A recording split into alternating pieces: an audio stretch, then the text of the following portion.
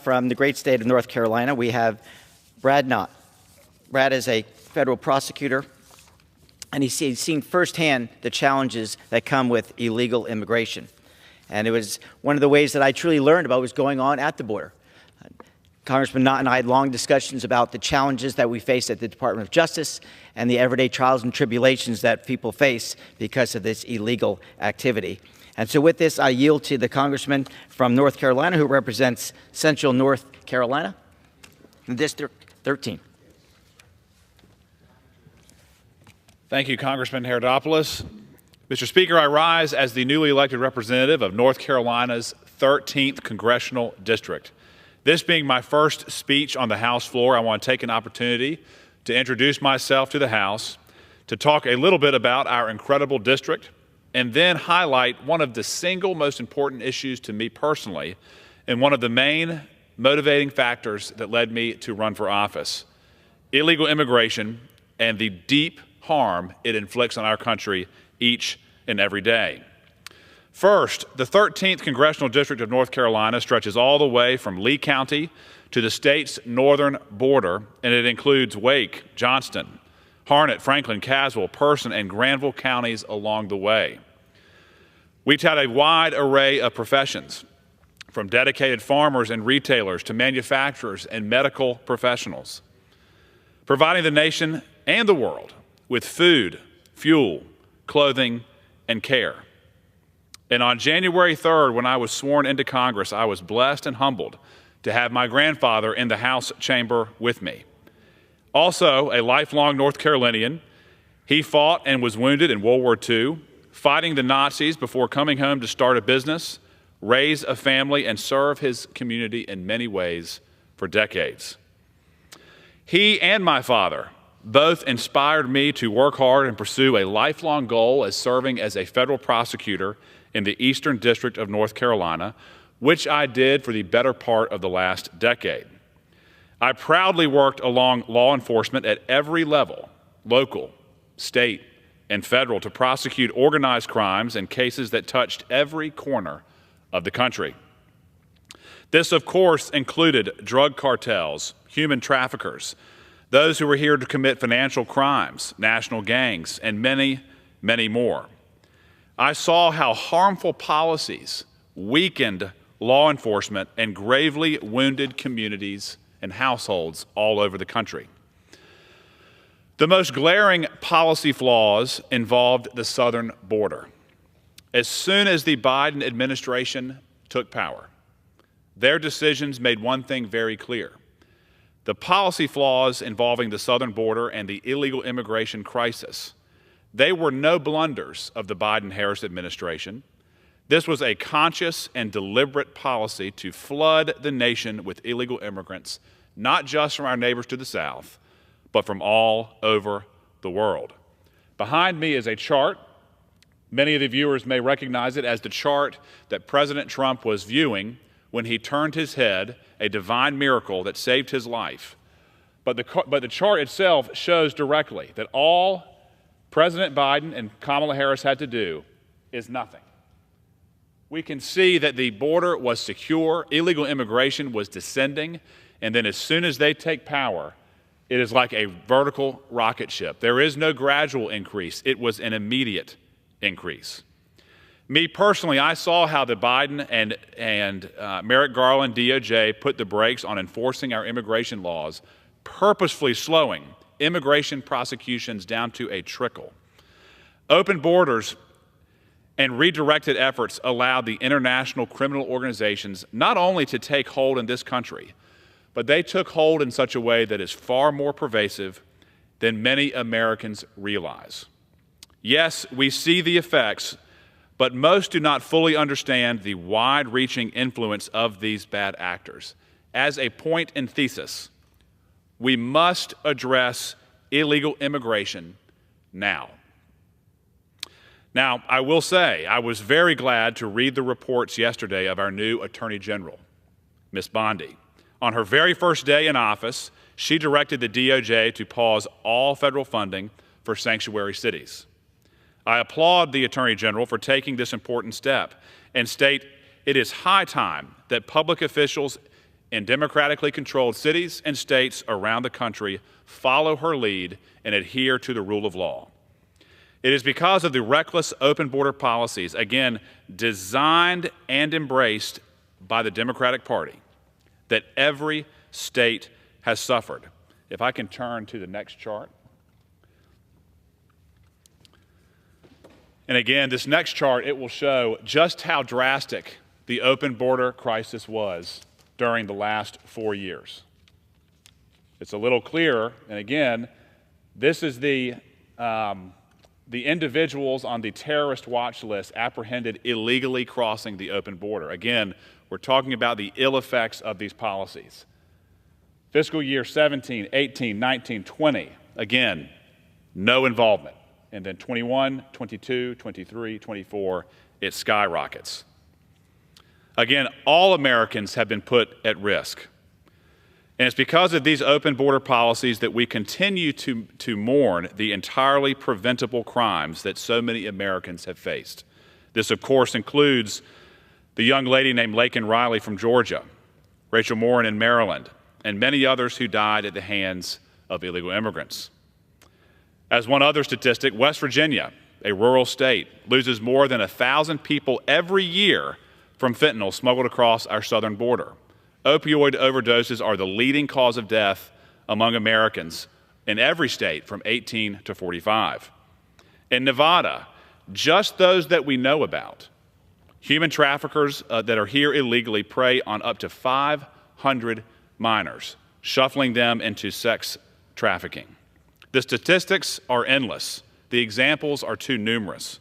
And make no mistake about this, this wide, far-reaching crisis is in my community, it is in your community, and it is in every community around the country. With an open border and weak law enforcement policies, what I saw firsthand as a prosecutor, when I talked to these criminals, when I investigated their crimes, we must face the reality that every incentive exists for criminals around the world to come here to the United States, for organizations to come here to the United States to set up a permanent and entrenched presence because they prey on our people and they enrich themselves while doing it. Again, when I was prosecuting these cases, I saw firsthand how criminal illegal immigrants completely disregard our border, they disregard our laws, and they come here with one intent: to inflict harm on Americans while enriching themselves. Again, it was no secret what was happening.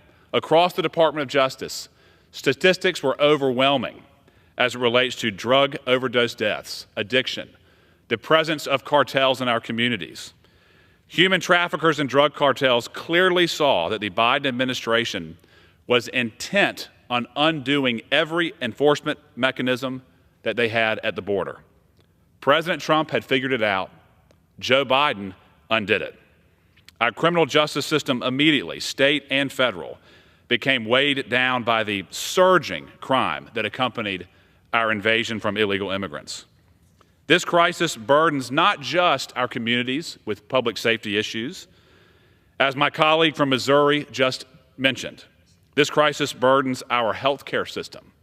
It burdens our public school system. By some estimates, illegal immigrant children account for up to 10 to 15% of the public school students in various portions of our country. By some estimates, it is estimated that we spend up to $150 billion per year at local, state, and federal levels that are direct payments for illegal immigrants.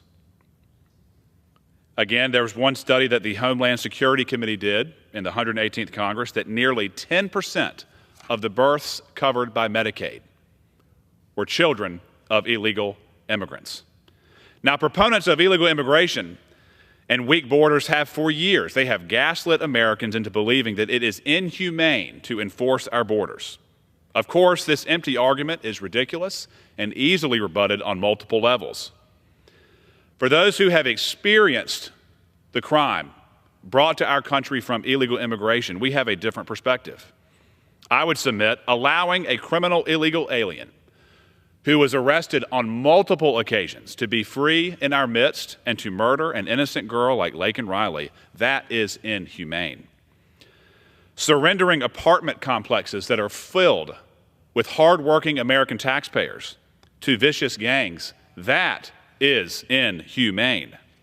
Allowing hundreds of thousands of Americans to die from one drug that enters into our country through one mechanism, an open southern border, through meticulous schemes of multinational criminal organizations, day after day, week after week, month after month, year after year, and to do nothing about it. That is inhumane. Allowing millions more to fall into treacherous addiction with wide availability of dangerous drugs flowing across the open border, and again, to do nothing about it, that is inhumane. We see once mighty centers of American exceptionalism from New York City, Manhattan, Philadelphia, specifically the Kensington neighborhood, or even San Francisco, from east to west, north to south. A tsunami of illegal drugs have hollowed out countless individuals, countless homes, ruining lives, ruining neighborhoods, ruining cities, ruining states. And what have our leaders done over the last 4 years? Nothing. Instead, and insultingly, they have continued to incentivize, without check, illegal immigration, and they force you, the taxpayers, to foot the bill.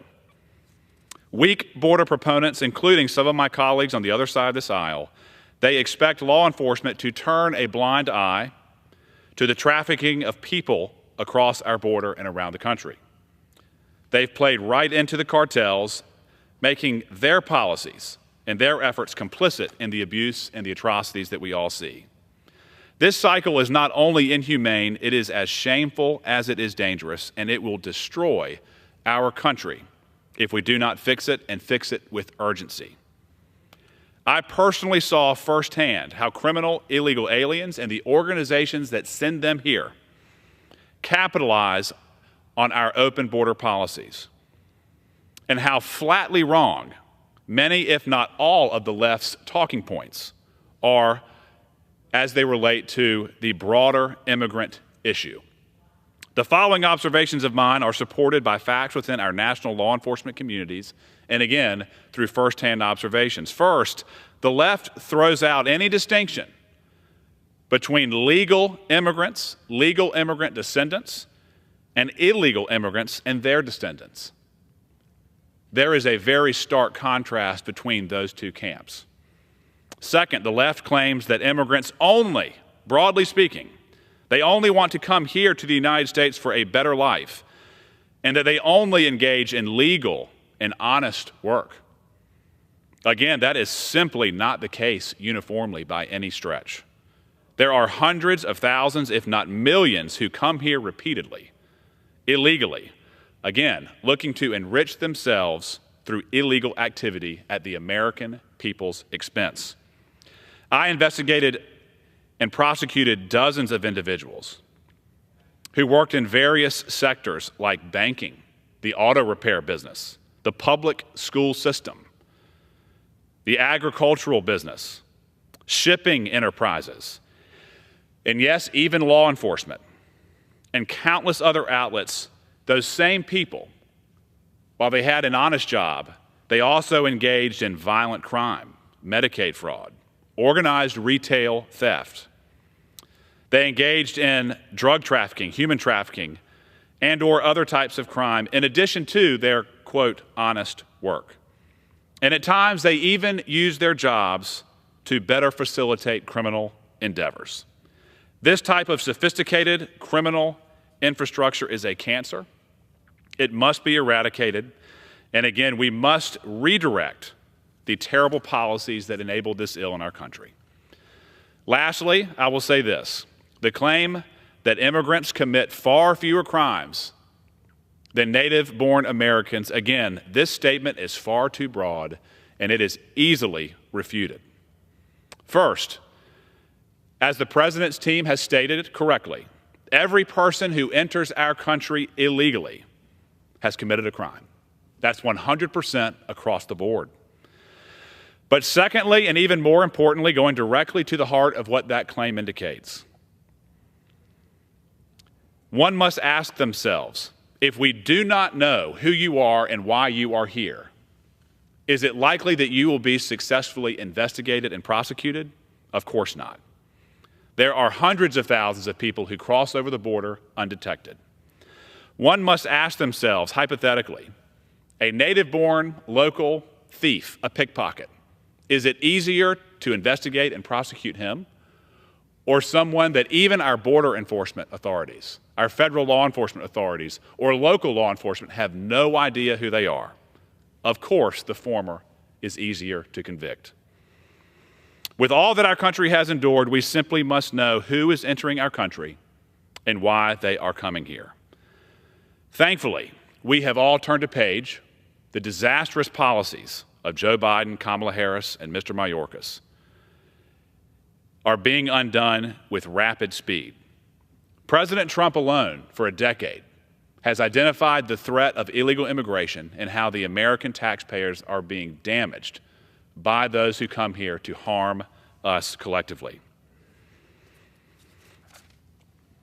We say America first because there is simply no plan B. Flatly speaking, nobody can save us if we do not save ourselves. As my colleagues have stated, so far Republicans have made great progress this cycle. We've passed the Laken Riley Act. We've passed the Preventing Violence Against Women by Illegal Immigrants Act. And President Trump's executive orders have made an immediate difference, but our work is far from over. We must reverse the incentive structures. We must classify illegal immigrant criminals for what they are, and we must punish them severely. It is a no-brainer, ladies and gentlemen. We must protect our borders, and by extension, all American citizens. If we don't, we run a grave risk of losing our country. Mr. Speaker, I yield back. Thank you.